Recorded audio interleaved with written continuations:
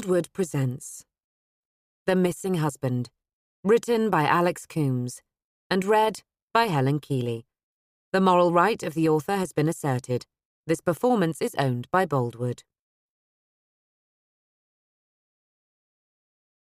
He who takes delight in the slaughter of men cannot have his will done in the world. Tao Te Ching. Prologue. Claudia Liebig looked at the young boy's picture. Serge was frowning hard in concentration as he drew. In 5 years of teaching, Claudia had never met such an intense child. Everything Serge did was coloured with the same remorseless focus. Claudia had rebelled against the tenets of her art school, which was ultra-liberal, focused on the idea that theory was as important, or maybe more so, as technique. Claudia disagreed, and here, at the small international private school near Alexanderplatz in central Berlin, where she was the art teacher, figurative work featured highly.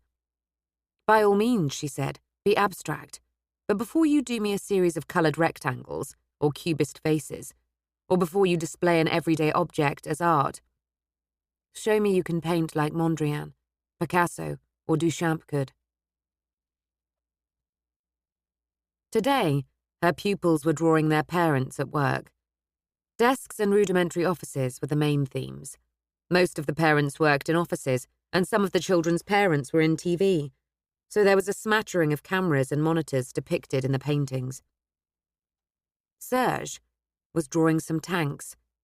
They looked scarily real. She admired them. T-80s, said Serge. He spoke flawless German, even though Russian was his mother tongue. He had an amazing vocabulary too, thought Claudia. Teachers shouldn't have favourites. But they do. Serge was hers, despite being Russian, not a popular thing to be in 90s Berlin. It's nice, said Claudia. Serge bowed his head over his painting, colouring in the tanks battleship grey. Are they good tanks? Serge lifted his head and looked steadily at her with his startling green eyes. He was a child of almost unearthly beauty, thought Claudia, like his mother. My father says that remains to be seen. Is that your father in the tank? Claudia pointed to the picture. Serge shook his head and indicated a figure in a jeep. It was astonishingly well drawn. Claudia had met Serge's dad once, rumoured to be head of the FSB, the former KGB, at the Russian Berlin embassy, the Stalinist-style palace in the Unter den Linden, in the heart of the city. She could recognise his powerful bull-like neck and physique, the angry energy that the hunched figure seemed to radiate. Get him, Serge said. Get that machine gun up here now, barked the colonel. Captain Kamnev ducked as more clods of heavy Chechen mud rained down on them from the remains of the park they were sheltering in. The colonel, in his filthy uniform, some medal ribbons sewn onto the breast pocket. Kamenev recognised a couple from Afghanistan, and, taking pride of place, the red ribbon of the hero of the Soviet Union, from way back in the glory days, before the USSR fragmented. Picked up an AK-74 rifle and fired a dozen shots at a third-floor window a couple of 100 metres away, on the other side of the park. He put the gun down, turned, and directed the reinforcements, trickling up from the ragged lines behind them. They were confused and scared conscripts, some of whom had received only a few hours' training and were now up against seasoned Chechen troops, battle-hardened in Afghanistan, and fighting for their religion, their soil, their families and their lives. One of the colonel's sleeves was soaked in blood. Watery sleet fell from a dull, silvered sky. 3 burned-out T-80 tanks lay like dead metal dinosaurs in the no-man's land between the park and the 3 apartment blocks, pockmarked by shell fire, windows blown out, the grey concrete scorched here and there by fire. In huge Cyrillic letters, someone had painted the Chechen slogan, Svoboda ili smert, freedom or death. And the cold rain fell down from the leaden skies above. Small arms fire crackled menacingly from the buildings opposite, alongside the heavier, meteor sounds of a PK machine gun. "Why don't we blow those bastards up?" grumbled Kameniev to the colonel. He scratched at the lice under his rough battle dress. Filthy Chechen lice. They itched like crazy. He peered through a jagged hole in the brickwork, where a Muka RPG shell had punched its way in, and looked at the park. There were 3 dead Chechens there, the colonel's handiwork. The colonel rolled his eyes, took out a Belamocano cigarette, and lit it. The cheap, harsh tobacco seared his lungs comfortingly. "'Cause they're all underground in sewers and cellars, and those dimwits in their tanks can't drive down a proper street in Grozny, let alone one full of rubble. And do you really want to provide more shelter for the Dukas?" "Learn from history, boy," thought the colonel. "Learn from history or you're doomed to repeat it. My dad fought at Stalingrad. I was brought up on stories of fighting in ruined cities." He got into a low crouch and rubbed his knees. "I'm not as young as I was," he thought. "Better get back to headquarters. I'm not supposed to even be here." He shook Kamenev's hand, crushing the young man's fingers in his powerful paw, and was gone, relinquishing his temporary control of the forward position. The captain looked mournfully at his retreating figure. He wished to God the colonel was still here to take command and tell him what to do. He looked around him, saw the terrified faces of the conscripts around him. "Weird," he thought. "I guess I'm in charge now." Several hours later, the colonel was in the back of a UAZ 4x4 as it bounced along a rutted track through what seemed to be an endless forest about 40 kilometers from Grozny. It was late afternoon, but already dark. In the front was Cherkov, his FSB bodyguard, who had been with him for 20 years, and in the back next to him, Volnikov, a staff captain from 58th Army, based at Vladikavkaz in North Ossetia. The guy behind the wheel was a driver from a Group Wimpel Spetsnaz unit. The colonel didn't know the man, but he could do with losing a few kilos. The ruts were so deep, the earth impacted by the weight of heavy logging lorries, that the driver was keeping the UAZ at an almost 45-degree angle. The offside wheels on the raised central soil, the near-side wheels in one of the troughs. Whoever the driver was, thought the colonel, he was doing a bloody good job. To keep up the speed he was doing in those conditions showed some skill and a cool head. Grozny should have been surrounded, hermetically sealed, but there were gaping holes in the rings surrounding it. The colonel, with his knowledge of military tactics, practical, hard-won fighting the Mujahideen in Hazarajat in the central Afghani mountains, had been brought in specifically to identify these areas. He had discovered the biggest gap in the old Sunza sector, and they were on their way to meet a Chechen informant who would supply the names of the Russians who were being bribed to let it happen. "Hey, Cherkov," said the colonel to the man in the front passenger seat. "Is it true that woman cook at the base gave you that shiner?" Cherkov turned and grinned, one hand cradling his KMP submachine gun. One eye was almost closed, a riot of blue and yellow. "Yeah, she hit me with a soup ladle," he said. "I told her she had an arse like a badly packed parachute." They all laughed. They were the last words he ever spoke.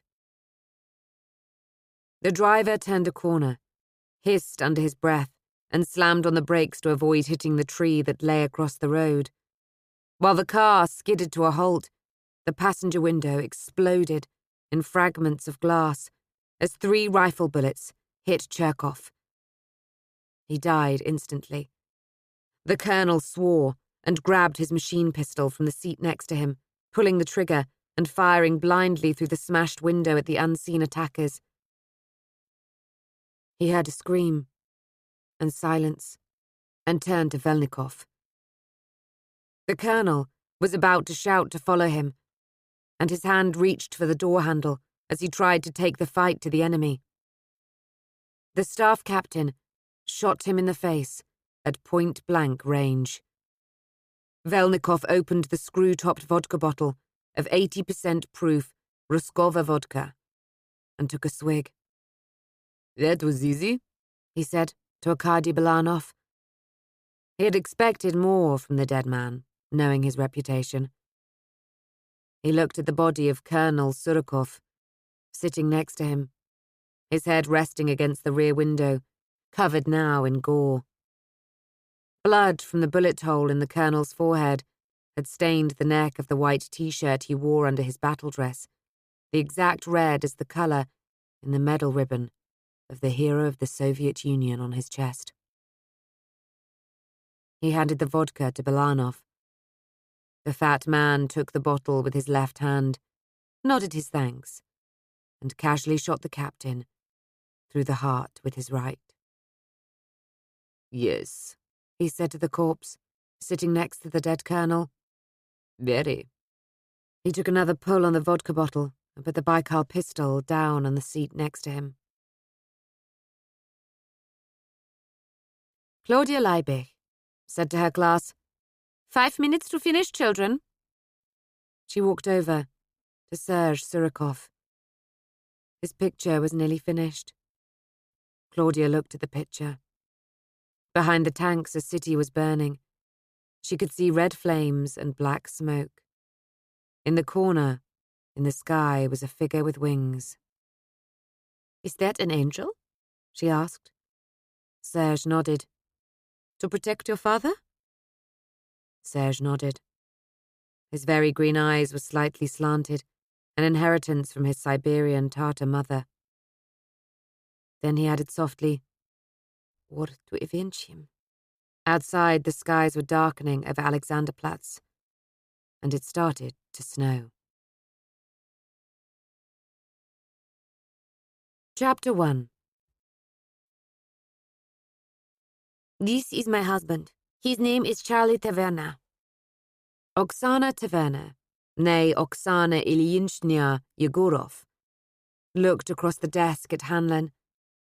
The policewoman's features, Oksana decided, were harshly pretty, but not helped by a swollen and badly bruised left eye that was purplish-black in colour. Oksana's eyes dropped to check for a wedding band on Hanlon's left hand, but the long, strong fingers were free of ornamentation. So, not done by her husband then, which had been Oksana's immediate thought. Yekaterinburg, Oksana's home city, like most of the Urals, most of Russia, most of Eastern Europe, had a poor record when it came to violence against women. If you saw a woman there looking like Hanlon, you'd know who had done it. Then their eyes met, and Oksana decided that Hanlon would be nobody's pushover. Oksana thought they belonged less to those of a state official and more to those of a gangster, someone from the Uralmash mafia. They were disconcertingly chilling. The eyes were matched by a face whose expression was equally cold. Oksana had grown used to the, in her eyes, overly friendly British. Where she came from, people didn't usually apologise, say please or thank you, or smile in a self-deprecating way. It had taken her a while to realise that politeness didn't equal weakness. No chance of that happening with Hanlon's face, she thought. For a second or two, Oksana wondered if maybe her English had let her down, and she wasn't in missing persons, but somewhere more sinister. Or if Charlie's death, she was sure it was murder, was being handled by the British equivalent of the FSB, the Federal Security Bureau. Hanlon looked back at Oksana Taverna and saw a tall, very attractive, dark-haired woman in her late 20s, with classic Slavic features, high cheekbones, large almond-shaped brown eyes. She was casually but expensively dressed in muted browns and greys, a vivid coloured scarf artfully tied around her long, shapely neck. Her eyes dropped to the glossy photo of Charlie Taverner that beamed at her through a see-through plastic wallet. Oksana, a veteran of Russian bureaucracy, had also appended photocopies of his passport, driving license, security ID for the Home Office, and their wedding certificate. She had even included a photocopy of her birth certificate, passport, and her degree in metallurgy from USTU, the Ural State Technical University. Oksana had also gone to the bank and withdrawn £1,000 in nondescript 20s, just in case a vyadgya, a bung, was needed, as it would be back home. It was in her bag, in a manila envelope. Hanlon looked at the photo of a chubby-faced, amiable-looking man with glasses and a receding hairline, aged about 50. Then up again at the beautiful Russian woman, young enough to be his daughter. And just what, she wondered cynically, could possibly have attracted you to the well-paid and securely pensioned Mr. Charlie Taverner, with his large detached house in Windsor, a spitting distance from the castle? How long has he been missing? Asked Hanlon wearily. Sunday night. Today is Thursday, so 4 nights. He should have been with your Metropolitan Police for a meeting on Monday. He was not there either. Oksana looked at Hanlon with a hint of disdain that implied the glamorous world of the Met was something that Hanlon could only dream of, here in Langley Police Station. Langley, thought Oksana dismissively. It wasn't even Slough. The policewoman said nothing, but tugged at a loose strand of the coarse, dark hair that framed her face in a fringe of unruly corkscrews. Oksana would have straightened it before coming to work, even in a place as pointless as this. She began to regret taking Charlie's boss's advice to seek out this woman. She decided to emphasize Charlie's importance, his proximity to high-ranking officers that this lowly woman could never know. Never have. He should have been presenting evidence to commission chaired by Assistant Commissioner Corrigan on Russian mafia in London. Now she had Hanlon's attention. Oksana's sharp glance noticed a slight stiffening of posture, a narrowing of the eyes in the woman opposite. Hanlon looked hard at her. Corrigan had sent Hanlon into this living exile in Berkshire. Was Charlie Taverner a lifeline back to her old job in some form of serious crime with the National Crime Agency? Corrigan, thought Hanlon. The name had jolted her awake. Until now, Hanlon had not been paying that much attention to the Russian. Everything came at a cost, and Oksana was paying the price for her beauty. No one really took her seriously, except when her exams had been marked without anyone knowing what she looked like. Hanlon herself was not immune. She had mentally dismissed Oksana as a mail-order bride and had more or less assumed that her husband was probably playing away with some other woman of doubtful virtue. Some other East European bimbo from an agency. May I ask what he was supposed to give evidence about at this inquiry? She asked. Prostitution and the...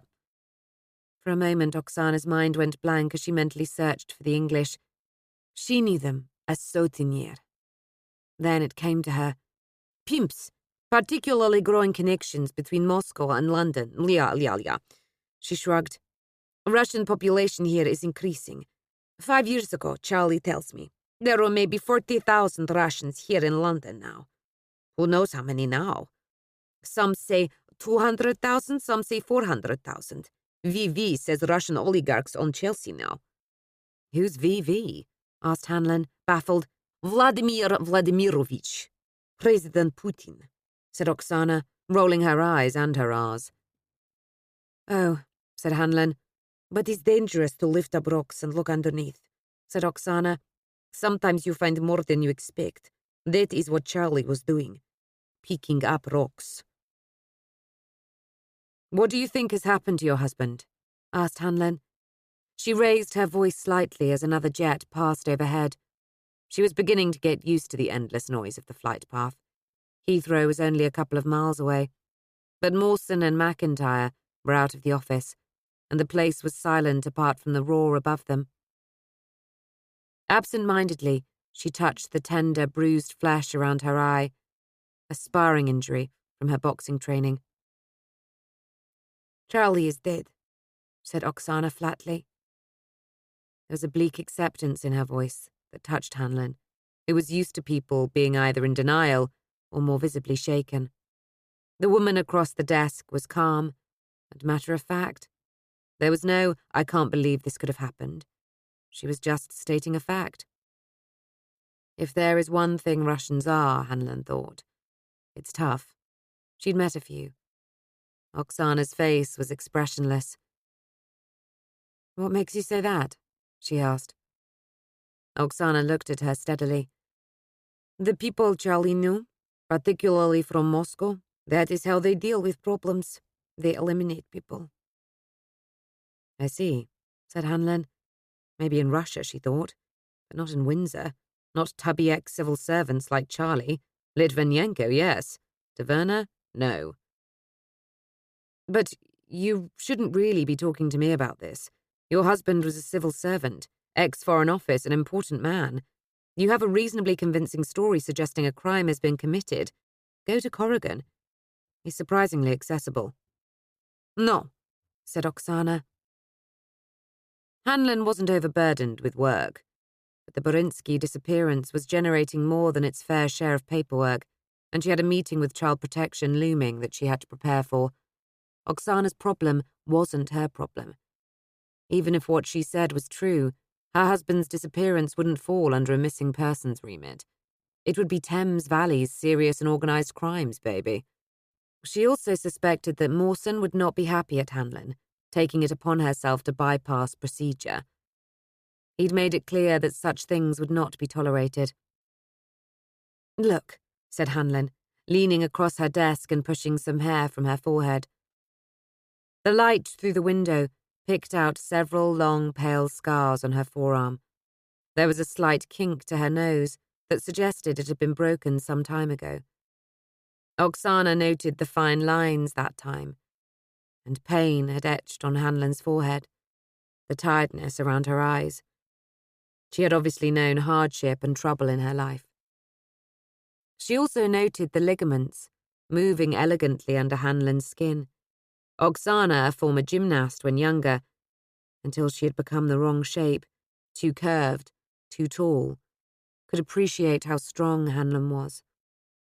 Her eyes now ran over the elegant musculature of Hanlon's frame. She could easily imagine her on a parallel bar or a beam. "You need the National Crimes Agency, maybe even MI5 or 6. If it's a threat to the country, which I doubt," she thought. "I wish you'd go away." "Not me. I'm missing persons, okay, Mrs. Taverna?" said Hanlon wearily. "I find errant husbands, and sometimes I order reservoirs dragged for missing Polish junkies." As I am at the moment, she thought, thinking of Datchet Reservoir, Peter Borinsky's probable resting place. She should be seeing the specialist search people, really, rather than wasting time with this woman, she thought. You really don't need me, not unless Charlie is shacked up with his secretary in South Berkshire. Oksana shook her head, angrily. Niet, Hanlon. Sorry, I mean, no. These other people, they are nomenclatura. She virtually spat the word out.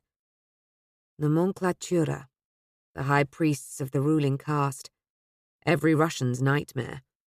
There was no party in the UK, but there was its equivalent, the civil service. They are officials, government officials. Charlie's killers have access to object. She hunted in her mind for the English word. The policewoman was looking baffled. She found it. To trough, like pigs, but a trough full of money. They will have someone to help them in government.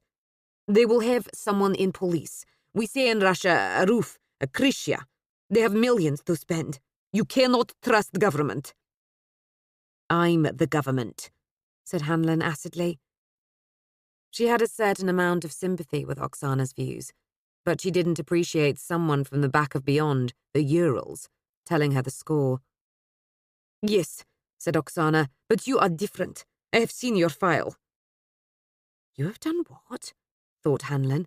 Her thoughts, alarm, rage, and wonder, were painfully transparent to the Russian opposite. Oksana said simply, "You cannot trust government, like I said." "So, you've read my file." Hanlon's voice was low, menacing. Hanlon was a very private person, and the idea that someone like Oksana could access it was as alarming as it was enraging. How the hell had that happened? "Yes, Charlie's firm has many connections. It is think tank. It has many government connections." "Oh, does it now?" said Hanlon, menacingly. She had a mad desire to leap over the desk and smack the woman opposite hard across the face. "What right have you to review my life?" she thought. "Not even my account of my life either, but that of some official. Presumably it went into detail as to why I'm stuck here, in missing persons, cleared of any serious charges but deemed unsuitable for frontline police work. Better deployed in back-office jobs like this." Oksana smiled. "Yes, you are not corrupt, Hanlon. You are just crazy. I read your file. It is all there." "Is it?" asked Hanlon. "I very much doubt that," she thought bitterly. "My side of things won't be there. So much for data protection." Taverna's widow nodded. "But back to Charlie. In Russia, we say "Необвомни убийствие," contract killing. If I go to normal police, I think nothing will happen." She paused, and her long fingers with their shapely oxblood nails played with her expensive Hermès scarf. "They know Charlie is missing. They will go through motions, that is all." She frowned angrily. "I have spoken to some policeman already. He asked me if I knew Charlie liked to go to see horse." Contemptuous look flickered across her face. "Yes, I say, is where his contact is. This policeman, he as good as told me that he was with some whore for sex, not information." Oksana made an expansive gesture with her hands. The movement encompassed her incomparable body, her beautiful face. "Look at me," it said. "Look at me." Hanlon looked at her, as Charlie had almost certainly done. 5'10" of unbelievable sex appeal. Oksana nodded at her. Look what Charlie got for free at home. No sex worker was going to compete with her. That was for sure. "You can make things happen. I know this," she said. "I read your file. Facts are facts." "I could help you," thought Hanlon, looking at her. "But I'm not going to. I can't fight the world's battles." She thought of Mark Whiteside, lying silently in the room in the hospital, in his drug-induced coma. The sands of time were running out for him. Maybe Taverna was dead. She had the living to attend to. She had her own priorities, and Oksana's husband was not one of them. Priorities. She shook her head. "I'm sorry," she said. Finality was in her voice. "Speak to Corrigan. He'll help." Oksana leaned forward. "Please, I beg you. Charlie is dead. I cannot bring him back. In Russia, I cannot touch his killers. Here, you can. Please, will you help me?" "No," said Hanlon simply. The Russian woman's eyes narrowed. "None of us can bring back dead. That I do not expect. What I was hoping for was justice. An eye for an eye, as they say. A life for a life." "I'm sorry." Hanlon's voice was curt. Oksana recognized the irrevocability in Hanlon's tone. She stood up, tall and elegant. Hanlon had rarely seen such a beautiful woman. She even smelled fantastic. Some expensive, light floral perfume that Hanlon didn't recognize.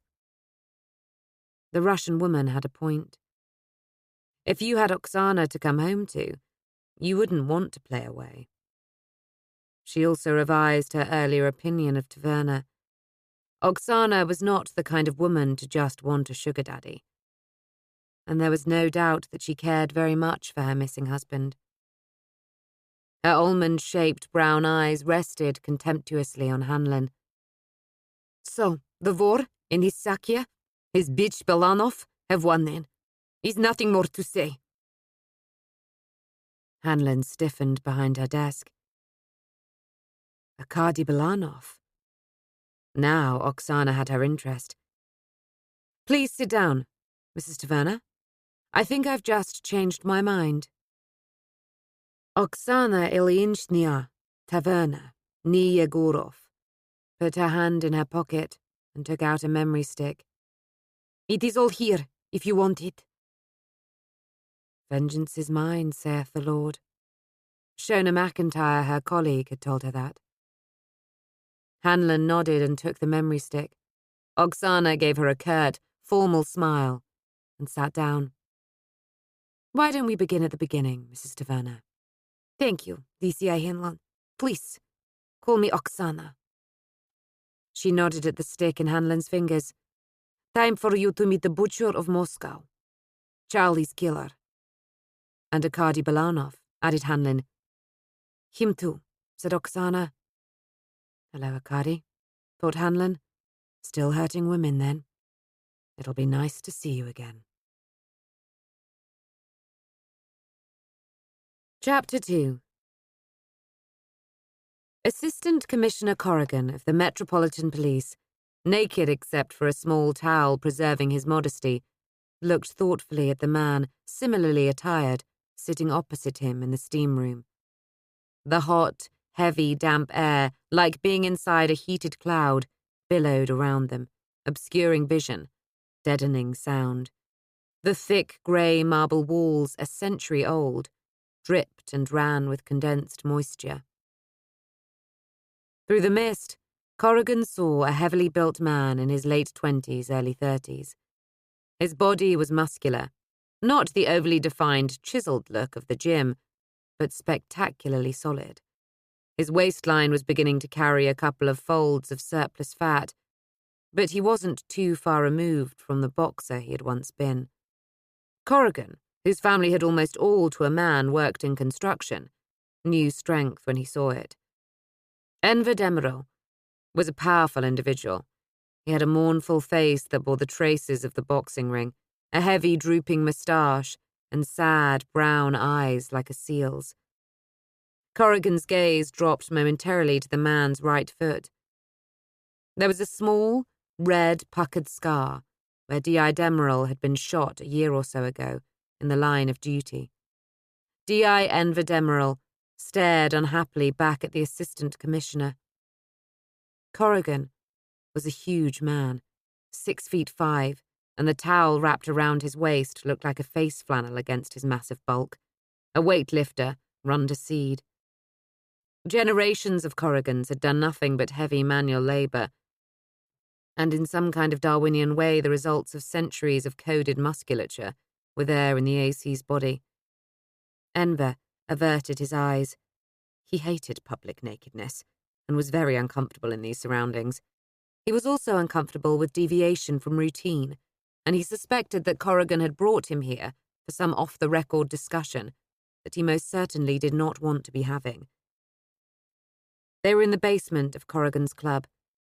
Most of the members were military or businessmen who'd done time in the guards, so it was old-school, masculine, scuffed Chesterfields and deer heads on the wall. The walls were wood-panelled, the heavy pictures, portraits of long dead, long-forgotten generals or military events. Rorke's Drift, Saving the Colours, that kind of genre. A huge stuffed pike dominated the bar from above the fireplace. The club was open to women, but Enver had never seen one in there. He wondered what they would make of Hanlon. Enver knew from office gossip that the AC had rented out his flat in Notting Hill for an astronomical sum and moved Mrs. Corrigan to their cottage in Sussex. Corrigan had bought the flat when Notting Hill had been predominantly Irish and Afro-Caribbean. No blacks, no Irish, no dogs, the signs in rented properties had often read in those days. Now only the super-rich could afford to live there. If you'd forecast that at the time, people would have questioned your sanity. 30 years ago, Corrigan's neighbours had been a squat full of dope-smoking hippies on one side and a West Indian drinking den on the other. Now, he had a TV producer to the left and an alternative treatment centre for the extremely well-off Worried Well on the other. Corrigan preferred the old days. During the week, Corrigan stayed in his club, which had cheap rooms for its members. When Corrigan had invited Enver there for a meeting, he'd assumed it would be in the tranquil, old-fashioned bar, not in the bowels of the building in this strangely accurate 19th century reproduction of a Turkish steam room or hammam from the Ottoman Empire. So now he sat uncomfortably on a marble slab. A marble banquette, really. The whole room, with its high vaulted ceiling, was a temple to marble and brass. Sweat trickled through the forest of black hair on his body, while Corrigan said, "What I really like about this steam room, Demirel, is it's so hard to bug anyone. Look around you." He waved a thick arm at the steam room. Through the swirls of vapour, pink blobs of people, rich, white, elderly and male, Corrigan's clubland colleagues, could be glimpsed, and a circular dais in the centre where two masseurs pummeled and kneaded their clients. There was no furniture, no nooks or crannies to embed microphones, and the watery atmosphere with its 98% humidity would destroy most electrics. And with everyone being naked, there was nowhere to hide a recording device or a camera. Corrigan nodded his satisfaction. Being recorded was anathema to him.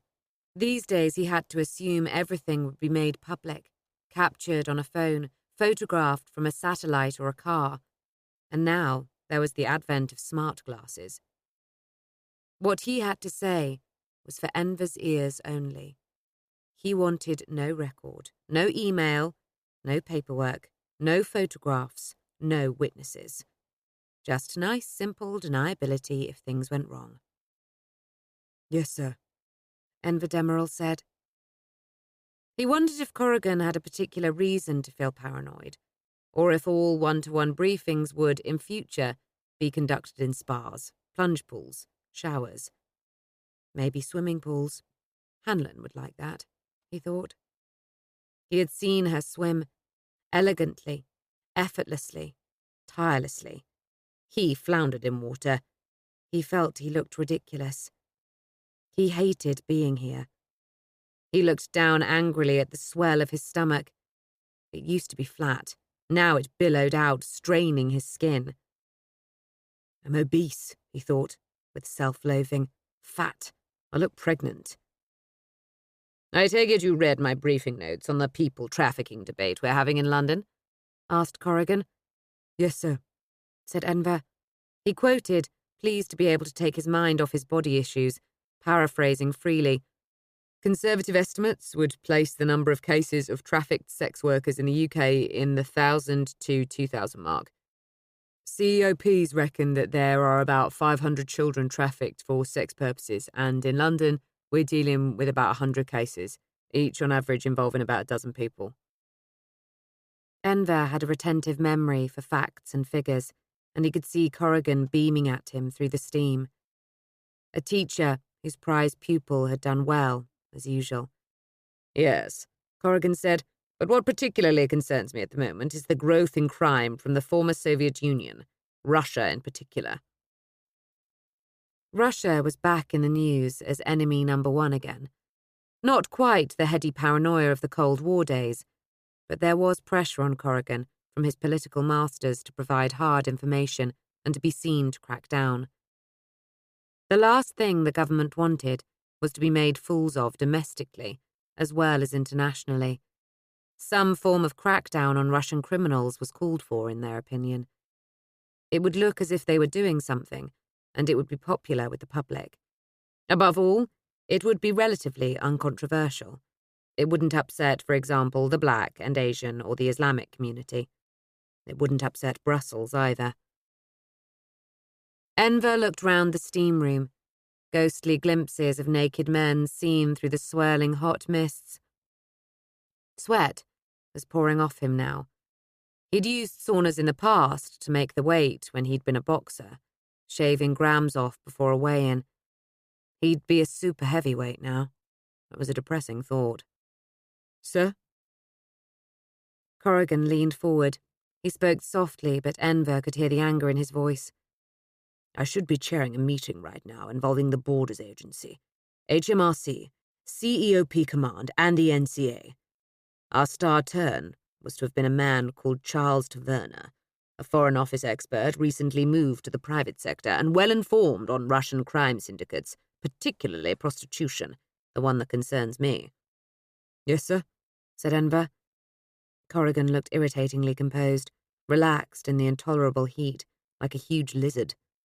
Taverner was supposed to give us a presentation on something called a skodka, he said, a special meeting of criminals in which a vor verzakione, that's a kind of Russian crime boss, a sort of godfather figure, would be elected or chosen to further Russian interests in the prostitution sector in London. That's fairly clear, sir, said Enver. It was obviously a case for serious crimes, not for him. Why would they want to come over here? Aren't they busy enough in Russia? Corrigan smiled mirthlessly. For much the same reason as the oligarchs. It's a relatively safe place to do business and to bank your money, particularly with the ruble going tits up. There was a brass tap on the wall and a small metal basin. The AC filled it up and tipped it over his head, the cold water soothing him. He pushed his greying dark hair back, obscuring his bald patch. If you're Russian and legit, you're always worried that the government are going to confiscate your assets, the way that happened to Berezovsky or Korodovsky. And if you're a criminal, they might crack down on you because a rival has paid the police off to eliminate you. It's a murky world, Demirel. I dare say it is, sir. And it's not my problem either, Enver thought smugly. I'm busy liaising with the London Turkish community. I'm building bridges, as they like to say. As if reading his mind, Corrigan shifted his weight and leaned forward confidentially. It's always good to learn new things, isn't it, Detective Inspector? Yes, sir, agreed Enver reluctantly. The mention of his rank alarmed him. It was a none too subtle reminder that he owed it to Corrigan's influence. He felt this was an overture to something he did not want to hear. There was a jocular, wheedling tone now in Corrigan's voice. He'd heard it before. It was a softening up tactic that the AC was fond of. Here's a new word for you. Smotriashkia. Corrigan said the word again, as if savouring its exotic syllables. Smotriashkia. It means a watcher who looks after the interest of the vor. Taverner was going to tell us the name of the watcher and the vor. But he wasn't at the meeting. No, sir, said Enver innocuously. Corrigan shook his head. A no-show, Detective Inspector. And he wasn't at Monday's meeting either. Now, he tapped Enver on the knee for emphasis, I know Charlie Taverner well. He's not that kind of man. The Assistant Commissioner sighed. I inquired about him. Missing for 2 days. Men like that do not go missing. He's not some bloody teenager. He shook his head. Something tells me I shan't be seeing him again in this life. Corrigan leaned further forward, so his battered face was nearly touching Enver's. There are always leaks, as you know, DCI Demirel, in the police. But this information was restricted, and I need to know who gave it out. We're not talking about someone giving info to the papers or blabbing when they're pissed in the pub. This is high-level leakage, with very serious consequences. We're talking major corruption. The Russians talk about a krishya, a roof or protection. In this case, an officer, a senior officer, probably in serious crimes, is acting as the vor's krishya. Are you with me so far? Yes, sir, said Enver. It was fairly clear that someone was presumably responsible for Taverner's death and would also be in a position to monitor all details of any police investigation. Corrigan wanted a parallel investigation, an unofficial one. PR was part of Corrigan's job. and this would be a disaster if it got out. He had realized immediately that Corrigan was terrified this would get into the press. There was almost an alphabetically long list of embarrassments and scandals surrounding the police right now. This would be horribly newsworthy. Murder, Russians, corruption, bribery. No wonder Corrigan was concerned. "I'm not going to put anything in writing," the AC said. "Of course you're not," thought Enver somewhat bitterly. "But informally, I want you to look into something for me." "What might that be, sir?" asked Enver. He regarded the affable giant opposite suspiciously. The last time the AC had made a similar request, he had come close to being killed. The circular scar on his foot from a .22 bullet, a permanent reminder. Equally, he knew he owed his last promotion to Corrigan's patronage, and Enver had found his first real grip on the career ladder exhilarating. He was not the kind of man to admit it, maybe not even to himself, but Enver Demirel was an ambitious man. He knew he had the qualities it took to climb all the way to the top of the ladder, and he knew Corrigan could make or break him. If you wanted to get to the top table, you had to take risks. Corrigan's smile broadened, and Enver had the uncomfortable feeling that the man could read him like a well-thumbed copy of Pace. "There is a Russian in Oxford called Arkady Belanov," began Corrigan. Enver's face remained impassive, but he was thinking furiously. He knew Belanov, courtesy of DCI Hanlon, and he certainly knew Belanov's minder, Dmitri. He knew him because he had beaten Dmitri up in East London, late at night in a deserted side street in Bow. GBH, Section 18, added Enver's remorselessly tidy mind. "I think he's the Smotrishtia, the watcher for the war. That's Thames Valley CID's patch, not ours, so walk carefully. This Belanov lives off immoral earnings. That's who I would like you to look at for me." "Unofficially, sir?" "Exactly. Say his name came up in some routine context. Any questions, you can refer them to me. But I'd rather you kept everything off the radar.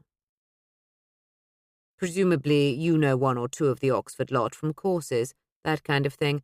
Plus, you were down there a few times for the philosophy killer, I believe." "Won't that raise suspicions, sir?" Corrigan looked at him levelly. "Always good to shake the tree, Detective Inspector. See what falls out. If Belanov is the watcher, we can maybe find the Vor. If we find the Vor, we can find his police contact. I surely don't need to remind you, Demirel, that police corruption is very much in the public mind at the moment. I want to nip things in the bud. I'm fed up with officers on the take. Is that all clear?" Enver nodded, not altogether happily. He knew a detective inspector in Oxford who could help. In fact, he had a shrewd idea that she might well know who the police informant was.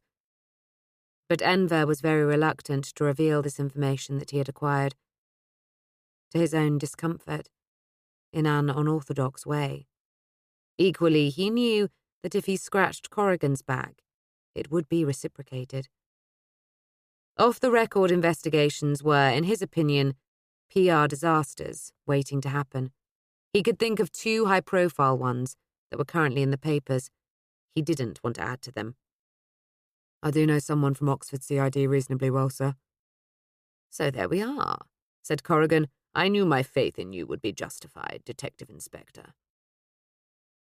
There was an unmistakable note of dismissal in the final sentence. Enver said, "Why not ask DCI Hanlon, sir?" She knew Arkady Belanov better than anyone. She'd humiliated him and Dmitri. Then Enver immediately felt ashamed of himself. What he had really meant was let her take the risk. She's already as good as destroyed her career. What would another high-profile controversy matter? Keep me out of it. It was a deeply cowardly suggestion on his part. No sooner had he asked the question than he knew he'd made a mistake. But a mistake of a different kind. The expression of genial affability on Corrigan's face froze. and was replaced by one of pure aggression. It was an astonishingly speedy transformation. Like many people, he'd fallen into the trap of assuming that Corrigan was some slow, lumbering, old-time copper, an elderly has-been, slightly out of touch with the modern world, on the point of retirement, doing things the old-fashioned way on a whim.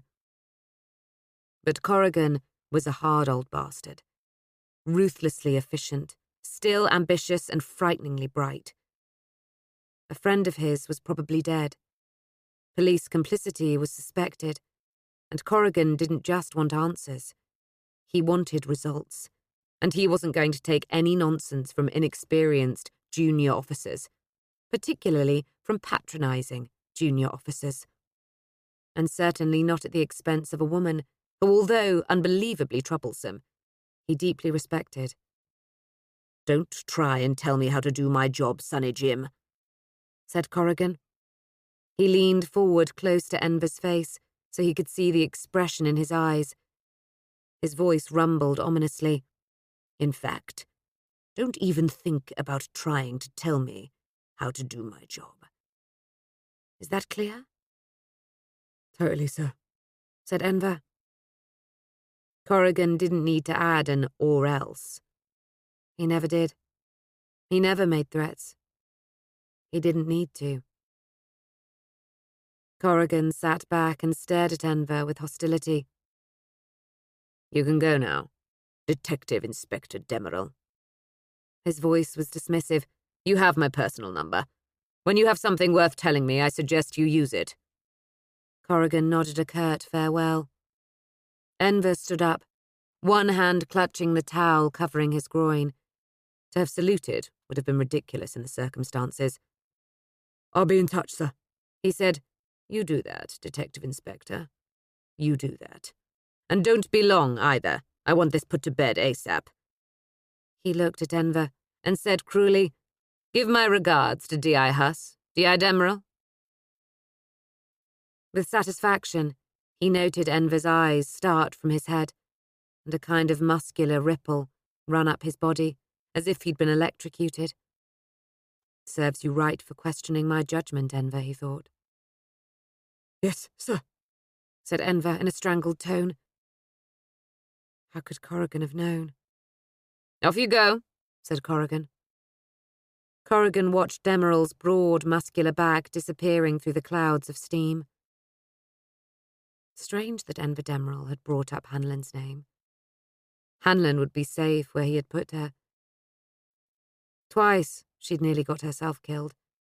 Corrigan was going to make sure there wasn't a third time. He thought with exasperated affection of Hanlon's corkscrew hair and angry eyes. If anyone had a genius for getting into trouble, he reflected, it was her. She'd be safe in Thames Valley for now, chasing missing old ladies looking for lost cats, safe until this IPCC business had blown over, and she could return to the Met. People have short memories. I bet she's cursing me, he thought. But I most certainly don't want her involved with the Russian mafia. Let Enver do something strenuous for a change, other than building bridges. Chapter 3. Langley High Street was a 5-minute walk away from the industrial estate. Hanlon and her new colleague, Shona McIntyre, were walking back to the office with some sandwiches from a local deli. Hanlon had spent half an hour in the quiet company of her new boss, D.S. Mawson, while he'd explained to her the role that they played in the Thames Valley Police. Mawson was particularly keen on the potential uses of social media, such as Twitter and Facebook. He seemed disappointed by Hanlon's obvious lack of expertise at social networking. She and McIntyre had spent the morning looking at the 2 prominent missing persons cases. One was Peter Baranski, the Pole, aged 27, who had gone missing from a squat in Chalvy, a suburb of Slough. Slough was home to an enormous number of Polish immigrants, and as Hanlon was becoming increasingly aware, there was a whole secretive illegal immigrant community too, many living parallel lives crammed into slum-style outhouses, built in the backyards of the town's back streets. Sheds with beds, as they were known locally. One of the obvious side effects of this hidden population was an unwillingness to talk to the police. Things did not bode well for the investigation. "Why are we interested in him?" asked Hanlon. "Maybe he just moved away. Maybe he'd had enough of Slough." God knows I have, she thought. It wasn't that there was anything particularly wrong with the place, it was just so very dull.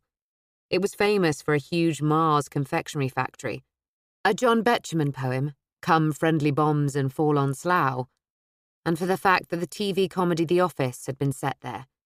Other Slough highlights included the first linked traffic light system in the UK, and a stuffed dog in a glass case on one of the platforms at the railway station. She was practically weeping with boredom.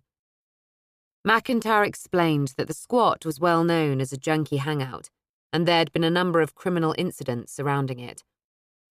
"This Peter," she said, "Peter Baranski, is a heavy heroin and ketamine user. He hasn't got the energy or the inclination to go far."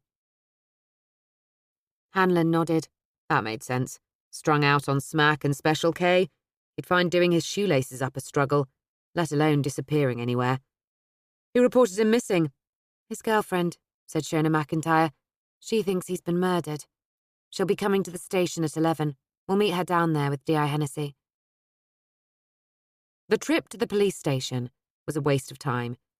Paris Dowd, the girlfriend, was a no-show, and her phone resolutely switched off. They stayed long enough for Hanlon to have her suspicions confirmed that she really didn't care about Peter Baranski, with his list of previous convictions, mainly drug-related petty theft in his native Poland, and 2 over here for a fray in Grade A, heroin, drug possession. At the station, she was aware of the curious glances of her colleagues, keen to take a look at the controversial DCI Hanlon foisted on them by the Met. At times like this, she felt like some sort of freak. But then, she thought, in a sense, I've created this image. I can hardly feel hard done by.